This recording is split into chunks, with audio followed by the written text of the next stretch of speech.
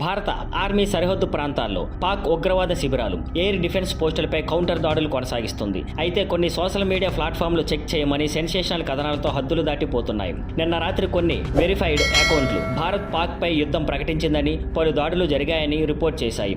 కానీ అసలు ఎలాంటి అధికారిక ప్రకటన కానీ, పెద్ద కదలిక కానీ జరగలేదని రక్షణ శాఖ స్పష్టం చేసింది. ఈ తప్పుడు కథనాలపై రక్షణ మంత్రిత్వ శాఖ స్పందిస్తూ మీడియా, సోషల్ మీడియా వినియోగదారులు లైవ్ కవరేజ్ లేదా చెక్ చేయమని, వార్తలను షేర్ చేయకుండా ఉండాలని కోరింది. ఈ రకమైన సమాచారం ప్రస్తుత ఆపరేషన్స్ కు హాని కలిగిస్తుందని, సైనికుల ప్రాణాల ప్రమాదంలోకి నెడుతుందని హెచ్చరించింది. కార్గిల్ యుద్ధం, 26/11, ముంబై దాడులు, ఖాందార్ హైజకింగ్ వంటి ఉదంతాలను గుర్తు చేస్తూ అప్పట్లో ఆ కాలపు రిపోర్టింగ్ వల్ల వచ్చిన సమస్యలను మళ్లీ తలపెట్టారు. 2021 కేబుల్ టెలివిజన్ నెట్వర్క్స్ రూల్ ప్రకారం యాంటీ టెర్రర్ లేదా డిఫెన్స్ ఆపరేషన్ సమయంలో అధికారికంగా నియమించిన వ్యక్తులు మాత్రమే పీరియాడిక్ అప్డేట్స్ ఇవ్వగలరు. సైనిక చర్యలపై ఏ రకమైన లైవ్ కవరేజ్ కూడా కఠినంగా నిషేధం. రక్షణ మంత్రిత్వ శాఖ ఇలా చెప్పింది. జాతీయ భద్రత మొదటి ప్రాధాన్యత.